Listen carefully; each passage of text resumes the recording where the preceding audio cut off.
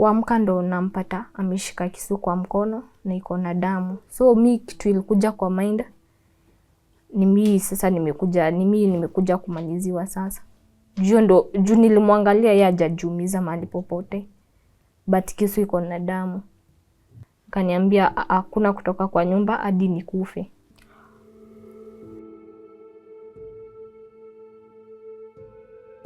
It was on a Wednesday, silent night, on the 15th of March this year, when Faith was woken up by her dad.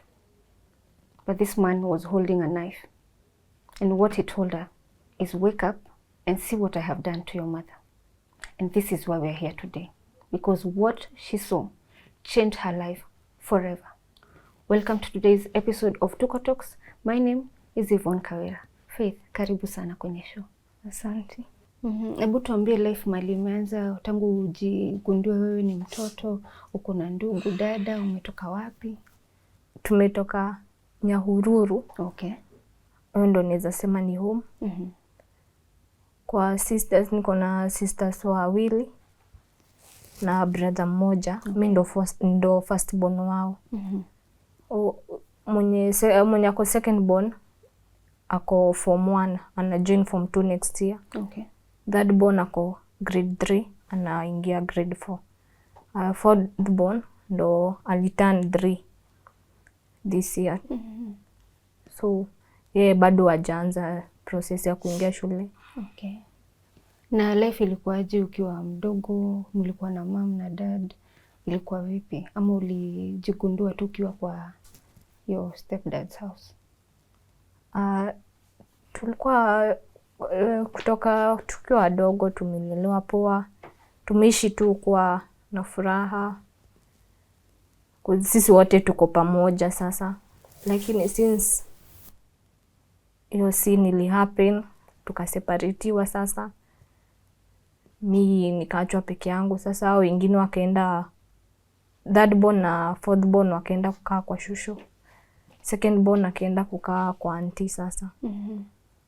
Juu shule ya enye second born nako iko karibu sana, iko karibu na kwa auntie, so aka prefer ndio akae huko. Okay. So kuseparatiwa hivyo si easy. Kwa ulikuwa umezoea kwa hapo nyinyi wote. Yaani mmezoea tu kukaa pamoja. Hamjazoea hiyo life ya kukaa mkiwa separate. So unakaa tu hivi niwe uko peke yako saa. Unashindwa hao wengine wako aje. Okay. Unaweza niambia ulisomea wapi? Nani alikuwa na kutekea care?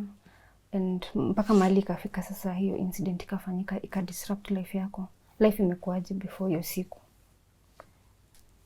Before hiyo scene happen, life imekuwa tu poa. Kusoma nimesoma na nimemaliza hadi form 4. Okay. So kuprovide mama alikuwa na provide school fees, atalipa.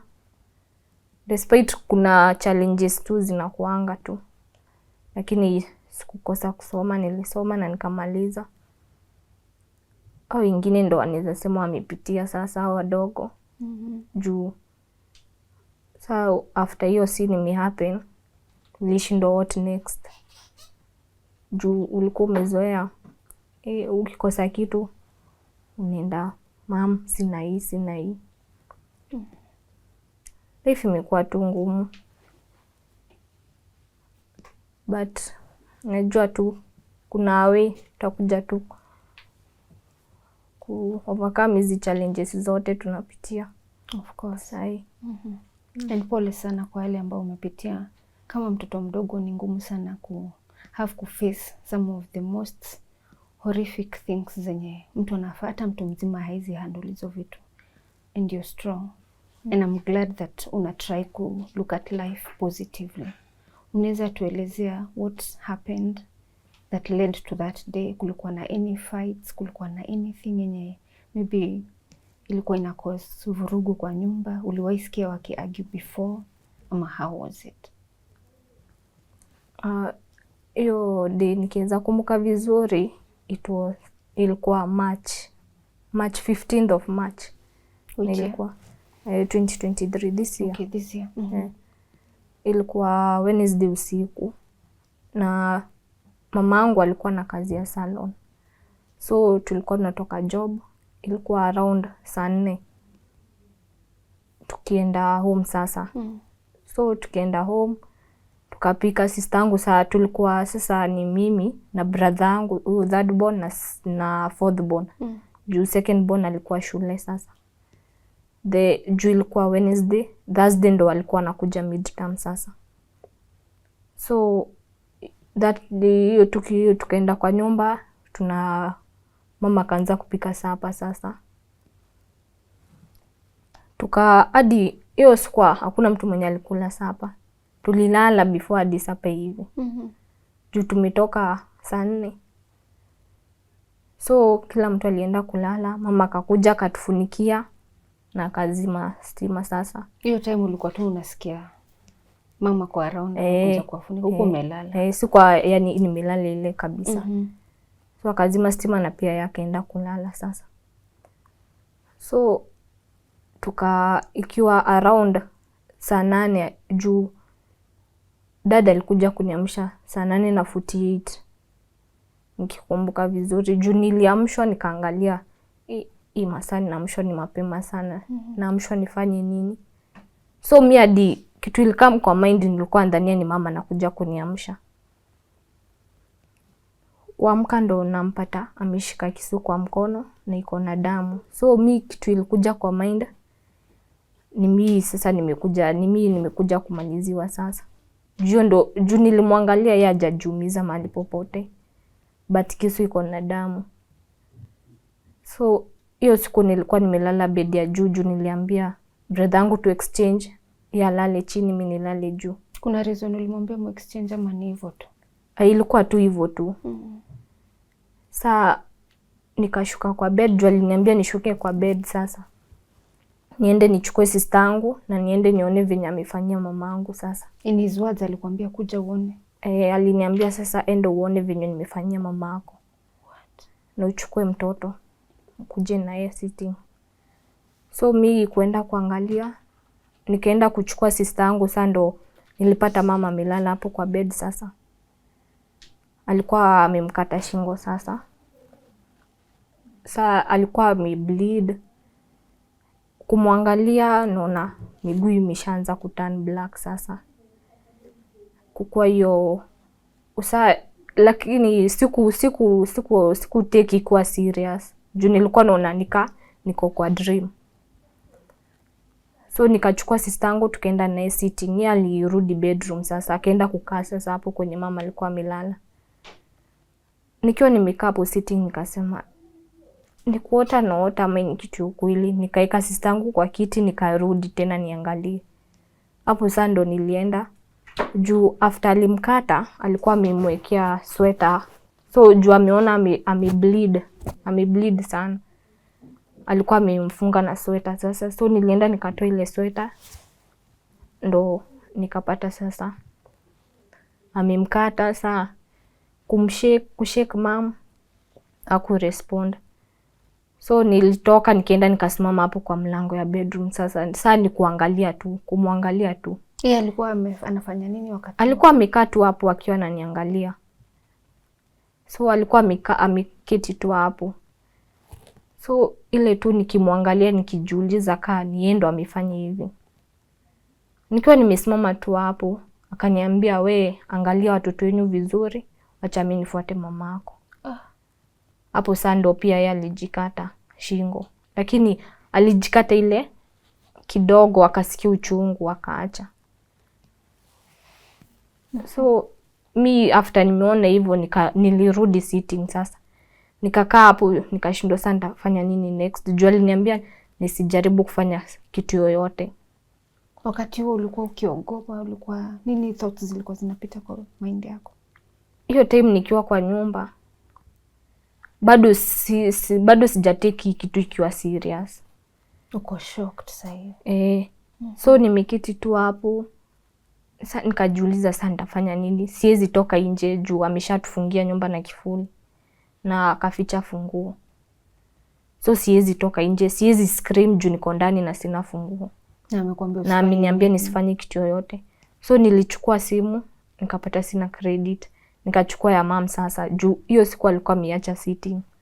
Nikachukua ya mom, nikaanza kutext watu, nikiwatumia message, nikiwaambia vile happen sasa, lakini nikituma hiyo message na kwambia usipige.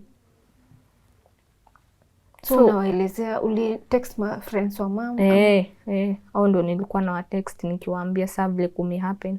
Unawaelezea everything in great detail? Sasa nilikuwa nawaambia ni Faith na mama ameuliwa. Lakini msinipigie simu. So hiyo saa ni hiyo masaa ni usiku. So hakuna mtu mwenye alirespond. So nikashindwa nitafanya nini. Ndo nika flash kiatika. Hapo ndo kiatika aliamka na akaona message yenye nimemtumia. Tukaanza kutext na yeye, ananiuliza Faith, unaniambia hizi vitu unaniambia ni ukweli? Nikamwambia ni ukweli vile nakwambia. Juu nilimwambia kama uamini kuja hapa kwa dirisha ya sitting utanipata nimekaa hapo. Hiyo siku hatuko tumefunga dirisha. So nilienda nikaketi hapo kwa dirisha, nikachukua curtains nikajifunikia nazo. Sasa nikazileta hii side ya mbele. So nikiwa nimeketi hapo, alipigia neighbor simu. Mwenye saa mlango zetu zilikuwa zimeangaliana na nikasikia simu yake ikilia. So akamwambia hivi, ananiambia kuko hivi na hivi. Huyo neighbor alitoka na akapanda sasa akaenda kwa kiatika huko juu. Akaniacha tu nikiwa nimeketi hapo kwa dirisha.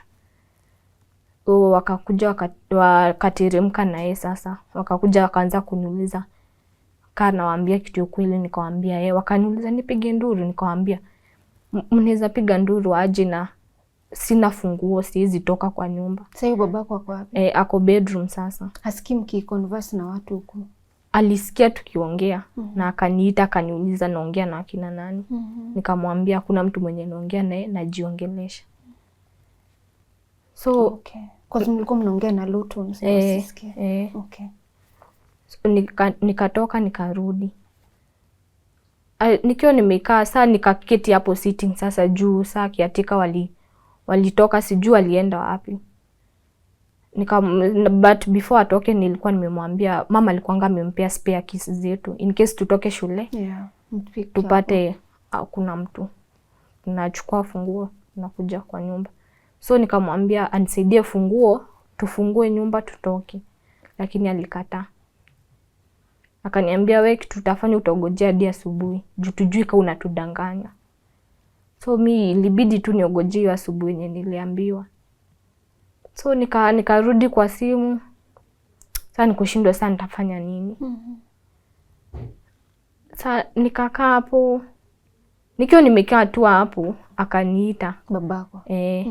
Akaniambia kuja nimalizie. Sasa ile ameshindwa saa. Hiyo time alikuwa bedroom, alikuwa anataka kuendelea tu bado kumalizia kwenye alikuwa amekata. Akashindwa. Akashindwa. Sasa unajua anasikia uchungu sasa. Sasa mimi nikamwambia siwezi fanya kitu kama hiyo. Na nikarudi sitting. Wenye nakuambia hivyo kuja unimalizie, ana explain how is he explaining this? Anakuambia ni kama anakuthreaten ufanye hiki kitu lazima ufanye ama ni kukubembeleza tafadhali saidia. Nikaa kunibeg nimalizie.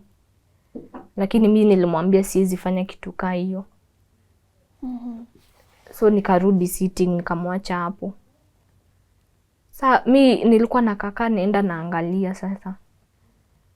Sasa ni ile anajaribu kujidunga kwa tumbo lakini haiwezi. Nikarudi akaamka akazima stima na akajifungia sasa. Bedroom.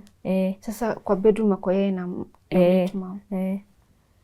So nikiwa nimekaa tu sasa yeye amejifungia sasa. Sasa nikakaa hapo nikasema acha niende nimwambie nipatie funguo. Tutoke kwa nyumba. Nikaenda nikamwambia tupe funguo tutoke tukae hapa nje. Akaniambia hakuna kutoka kwa nyumba hadi nikufe. So saa ikabidi tu niogoje. Unaona sasa hajajikata ile deep. Ana bleed lakini. Ana bleed. So nimeketi tu hapo. Sijaamsha sister yangu na brother yangu, sijamuamsha hadi wajui nini na happen. Nini happen.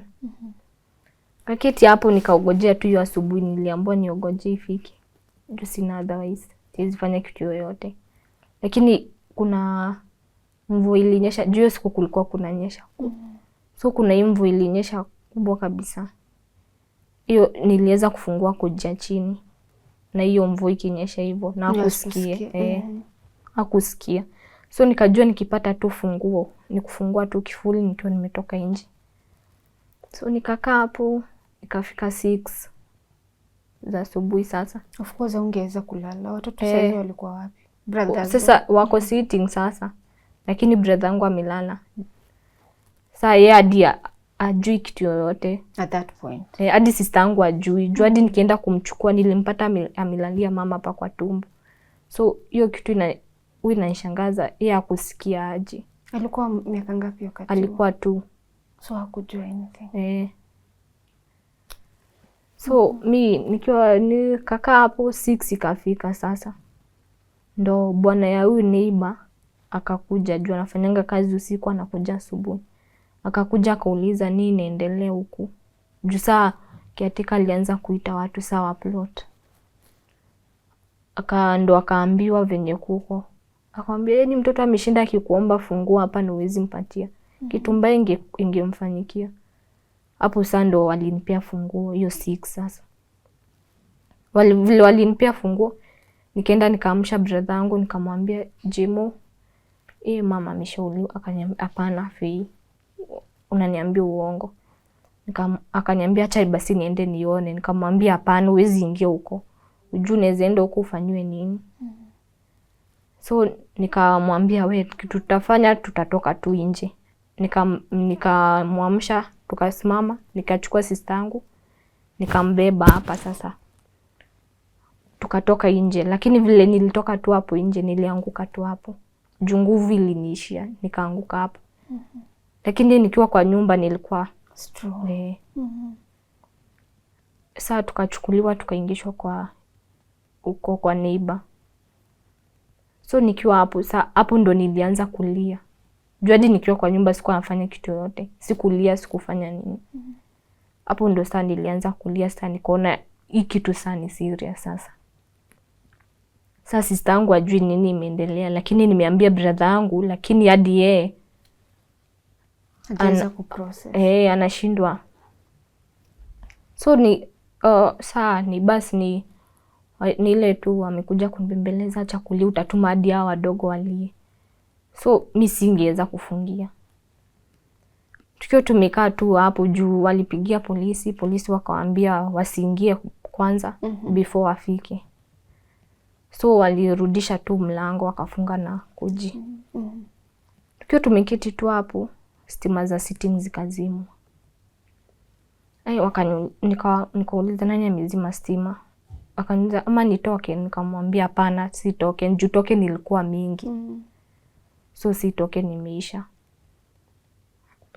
Akasema labda ameamka. Saa hatukushindania, tukakaa. Polisi walidelay before wafike. Wakakuja, wakaingia sasa, wakaasha lights. Wale waliingia wakaingia wakapata amejifungia saa. Wakavunja mlango. Wakaingia. Ndo wakapata saa mama shapasi, wakakuja saa kutoka nje. Walipata mama amepasi, lakini saa unaona yeye alilala sasa. Juu usingizi ilimshika. Alipata usingizi after that. Alilala. So hadi polisi wakakuja wakasema mamako amekufa lakini babako ako hai. So wakatoka nje wakuja waniulize saa maswali. Wakaambua kwanza huyu haizi ongea saa hii, wacha nini na yeye.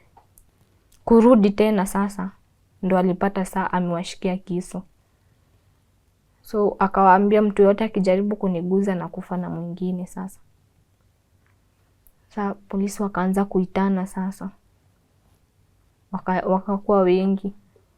kuna mwenye aliendea mti huko chini. Akakuja akaanza kumgonga mikono sasa. Ndo achilie kisu, lakini hakuachilia. Kuna GSU wakakuja wakarusha tear gas ndani ya nyumba sasa. So hiyo ndo ilimuweza. Akajitoa, akajipeana. Lakini saa watu walikuwa wamesema asipelekwe hadi hiyo koti. Aachiliwe wamalizia hapo. Lakini polisi walikataa. So juu ilikuwa abebwe yeye na mom sasa. Sasa unaona watu wamekataa hadi hiyo gari itoke hapo. Ikabidi gari ingine itwe sasa yenye itabeba mwili ya mom sasa. So yeye akapelekwa, kwanza alipelekwa Mama Lucy ndo washonwe hiyo. After hapo akapelekwa Mathare apimwe akili kazi ako sawa, kapatikana kila kitu iko sawa. So mama angetolewa kama mtu wa familia jafika. Na nilikuwa najua sana hiyo time singeweza kupigia mtu simu. So nilitumianga shosho message. Shosho sasa ni mama ya mama. Okay. Na iza yeye hakuweza kusoma. Sasa hiyo asubuhi vile ilifika akaita mtoto wake sasa. Walikuwa wamefuatana na mama. Mama alikuwa 5th born. Walikuwa 6. Yeye alikuwa 5th born. Sasa akaita 4th born sasa. Akuja msomeme message. Ndio akaambia, Fia anasema sistangu hayuko tena.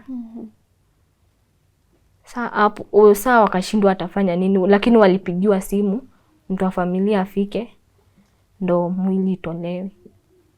Sasa hao wangefika mapema by time, lakini kulikuwa na anko anaishi Kayole. Sasa brother yake first born sasa. Anaishi Kayole sasa.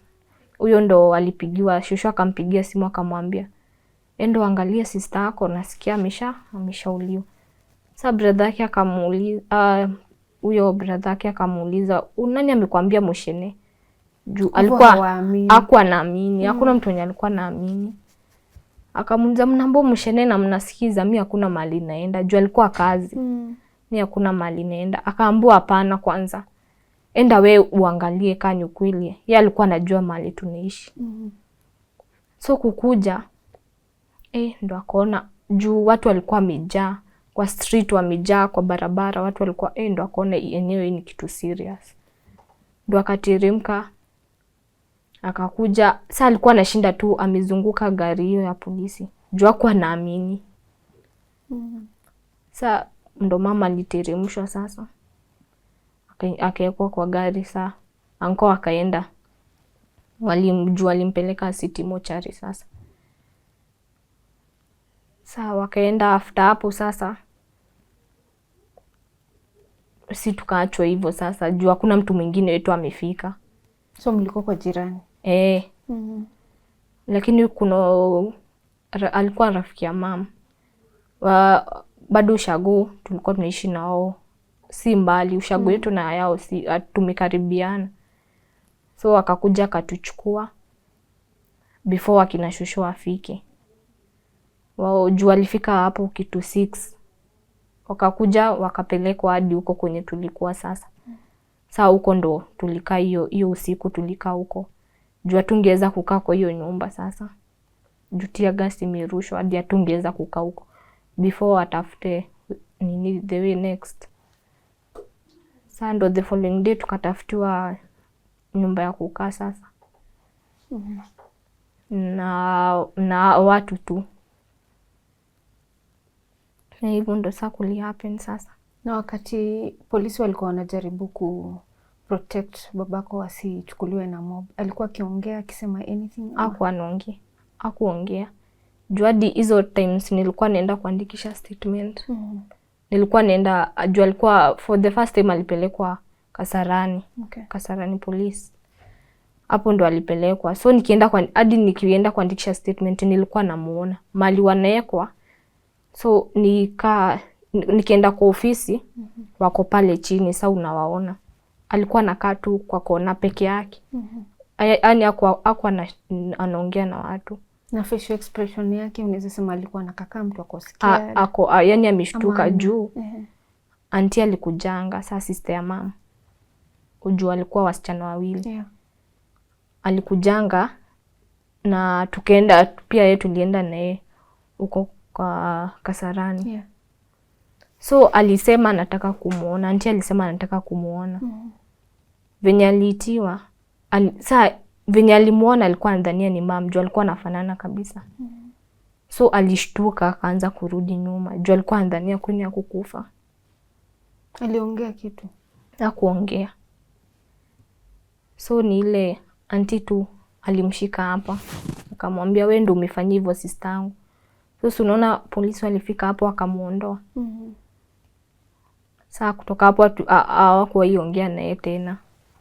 So hadi ukienda kumuona huko ulikuwa unaona yani anakaa tu mtu anaogopa tu.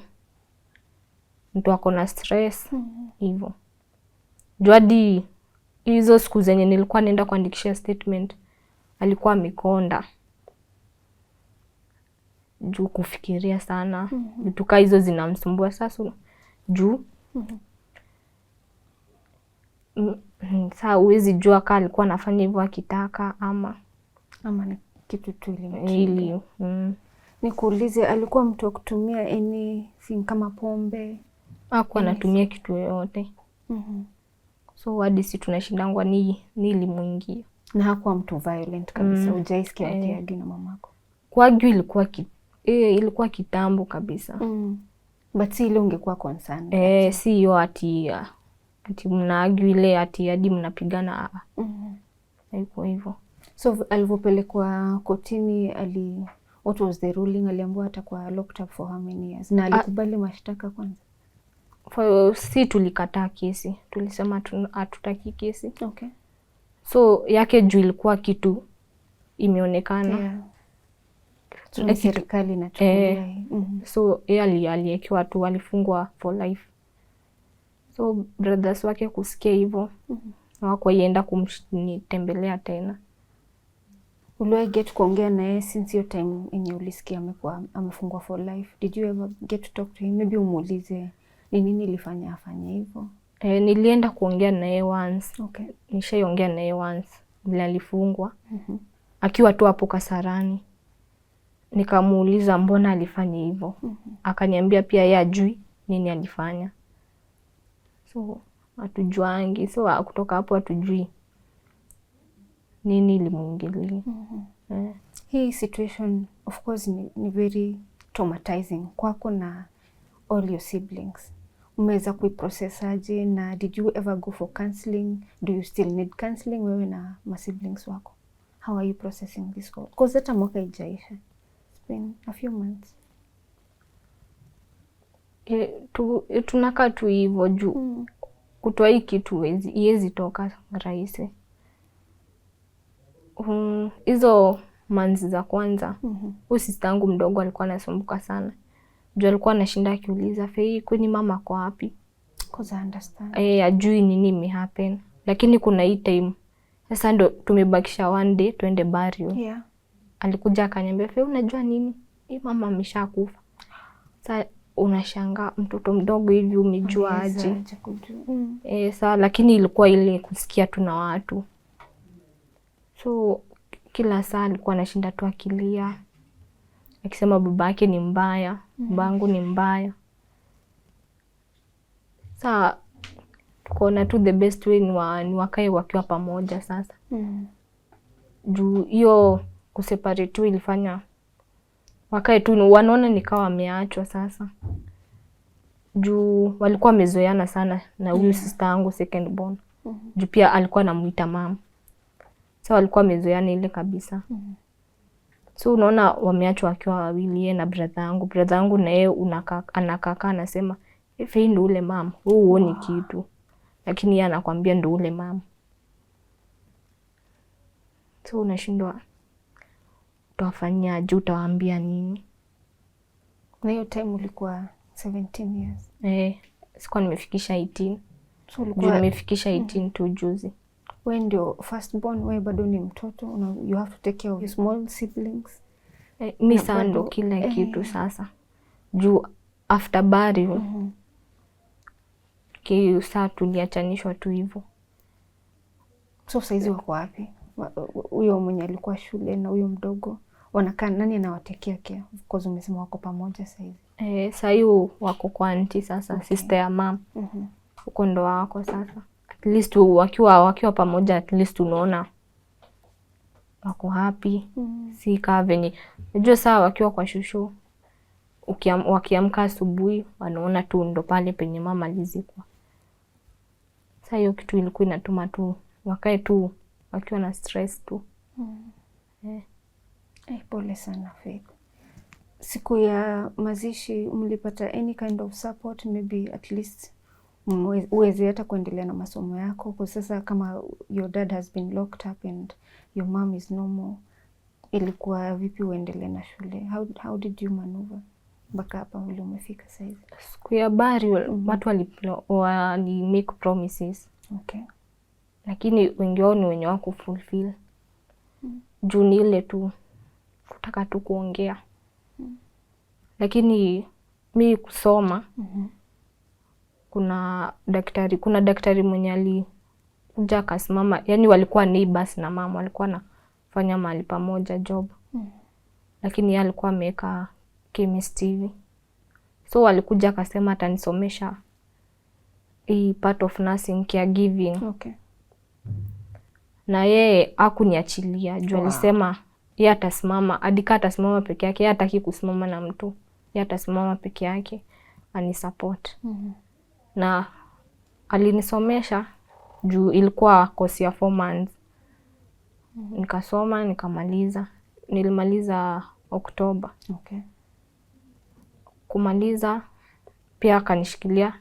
Sasa nafanya computer. Okay. Bado tu bado tu ni yeye. So watu wengi walikuwa wamesema yeye nitasomesha huyu mtoto wa secondary. Lakini hakuna kitu yenye ilifanyika. Juu bado kina auntie ndo anarudingi kwa mfuko, anatoa pesa, unamlipia fees. Saizi mental health yako iko vipi? Unaweza kulala vizuri? Do you still get scared? Kitu imekuwa affect aje? Hiyo kitu inani affect bado juu. Kulala inakuanga hard kwangu. Juu sometimes hadi naogopanga hadi kuzima saa. Nikiwa peke yangu sizimangi stima. Juu yani naanzanga tu kufikiria. Akiweza kuja kaa sai. Saa yani kufikiria tu vitu aziyuko.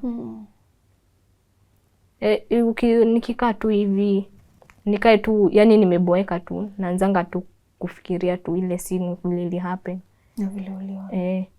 Nikikaa tu hivi nimeboeka, flashback inakuja tu. Yenyewe saa nishindongo niti-avoid aje. Unaweza taka kupata counseling? Nikiweza pata mtu mwenye anaweza ni cancel, kujitolea tu, inaweza furahia. Okay. Juu kutoka kwa hii kitu si kitu rahisi. Juu ni kitu nilijionea. So counseling inaweza nisaidia sana. Tutakuorganizia upate counseling kutoka kwa some of our partners wenye wanachukulianga cases zetu very seriously na wanasimama na guests wetu until wapate healing. Hata ukam to terms na the circumstances zenye umejipata into, na uweze tu kuprocess your pain pole pole tu mpaka usikie uko sawa. So saizi unafanya computer classes? Sasa nafanya computer classes. Okay. Na unataka future yako ikuwe vipi, yako na dada zako? Is there anything that you need for your life to turn around? Maybe upate future yako pia uweze kujisimamia. Mi kitu naweza penda hii course yenye nilifanya. Okay. Nikiweza pata tu kazi, naweza furahia sana juu hapo najua mi ndo niliachwa kama mama yao sasa. Yeah. So hapo naweza wa support. Nikipata hii kazi sasa. Kukiwa na mtu yoyote anaweza nisaidia ni nini we. Vile naweza enda nifanye ama hadi niongezee hiyo masomo yenye nilisoma. naweza shukuru sana. Unaweza taka kuendelea masomo in the same line of nursing and caregiving? Naweza taka kuendelea nayo. Okay. Kwa hiyo ni kitu nimependa kufanya, kusaidia watu. Saizi, what are some of the things ambazo zinakuscare zaidi? Umeniambia uko scared of darkness. Is there any other thing that uko afraid of going forward? Because nilikuwa nimesha make up my mind. Sitawahi date.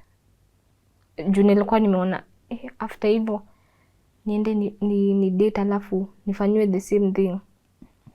But nikakuja kuona hii ni life yangu. So I'll have to change my mind.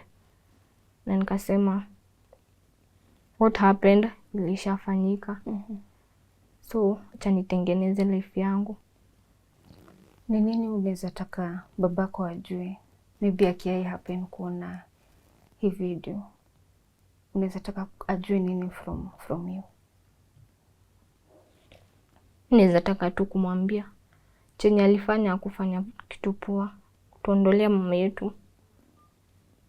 Hiyo si kitu poa alitufanyia. Then mi adika alifanya hivyo, sikumbeba, nilishamsamehea.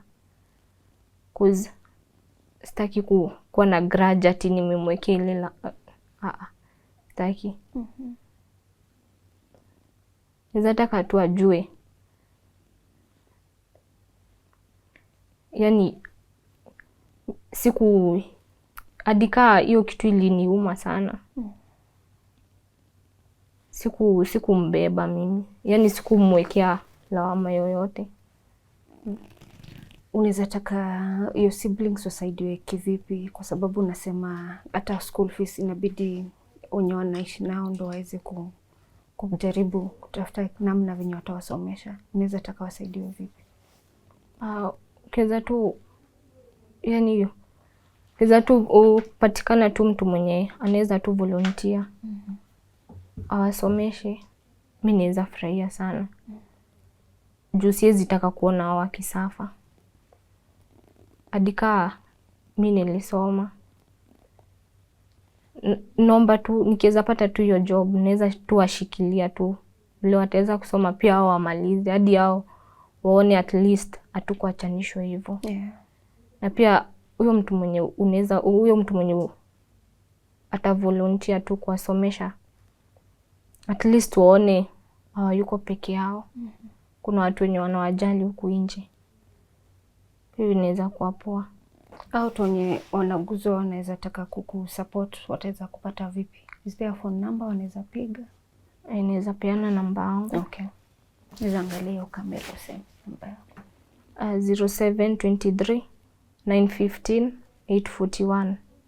Sema tena. 0723 915 841. Na jina itatoka jina gani? Itatoa Donald. And that is the number that wakipiga watakupata. Watanipata nayo. Okay. Faith, tunashukuru sana that tumekubali kukuja kushare story yako. Ingawaje ilikuwa painful, na nashukuru that you have not held back. Umesema wacha ujiseme, ujieleze, at least uone kama unaweza pata usaidizi wowote ule ndio uweze kuendelea na maisha yako. Na kitu moja naweza kuadvise ni usi make decisions based on that past traumatic experience yenye umepitia. Life yako ni bright na future yako ni brighter, even that of your sisters and brother. Mtaendelea kugrow. This is just a bad experience that you don't know, you couldn't have controlled anything, so usiwahi blame. Na the future is big for all of you. Sini sawa? Na nimefurahi kusikia that uliforgive your stepdad for what he did.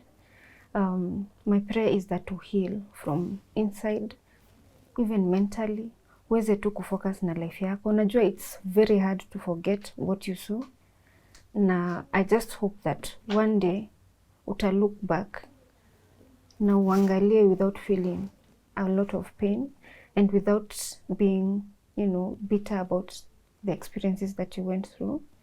And then you look at your future and forge forward na usi blame anyone.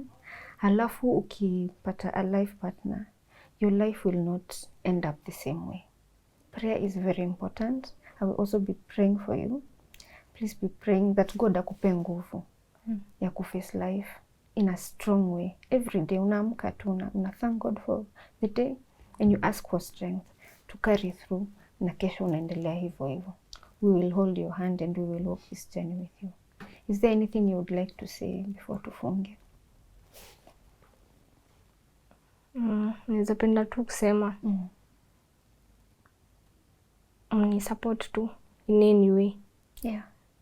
Pia au masisters wangu na brothers zangu na brother wangu tukipata tu hiyo usaidizi tu, at least tuone hatujaachanishwa tu hivyo. Yeah. Hadi kaa mama yetu alishaenda, hatuyuko peke yetu, tunaweza furahia. I will call upon the Tuko family who are watching us right now to please reach out to Faith and support her. She's gone through such a traumatic experience that even narrating this whole story looks like she's narrating a movie, and this is her real life experience.